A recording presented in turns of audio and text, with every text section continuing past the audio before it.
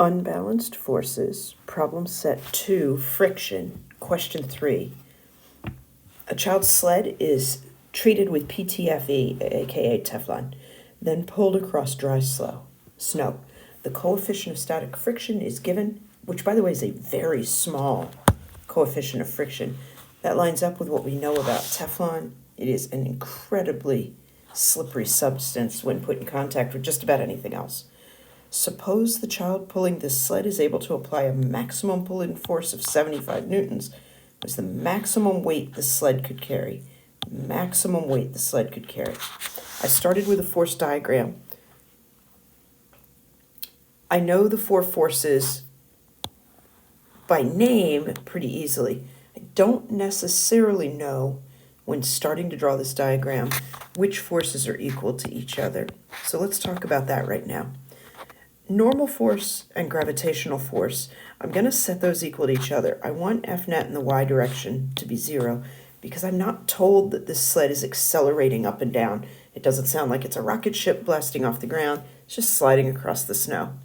In other words, a vertical velocity of 0 leads to a vertical net force of 0. That's how I set these two equal to each other. But that was the easy one. Now for the harder one. The applied force by the child pulling the sled versus the frictional force of the Teflon coating and the snow in contact. I chose to set those equal to each other. I chose this. F net x equals that. Now that is not an obvious choice, as I mentioned here. Here's the reasoning that got me there. I want to get the maximum weight the sled can carry, the maximum Fg. And I know that Fg is equal to Fn, so when I maximize this value, this will also be at its largest possible value.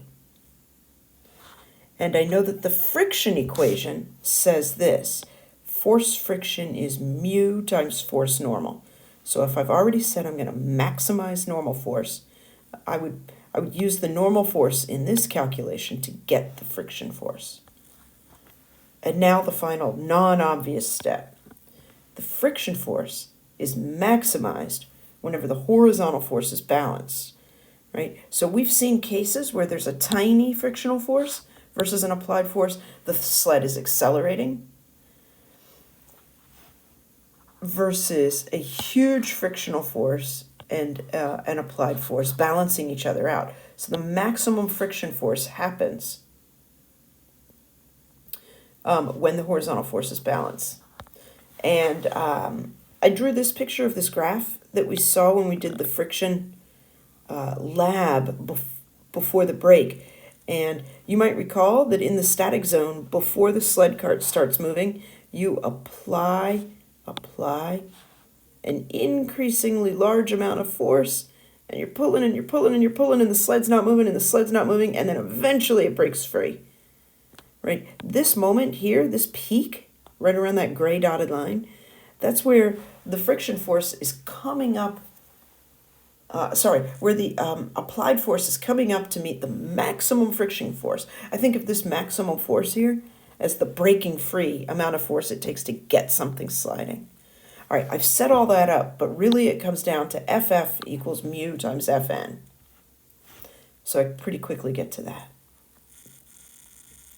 So I'm going to take 0.05 given, the normal force unknown, the friction force 75 newtons. So I took that 75 newtons, able to apply a maximum pulling force.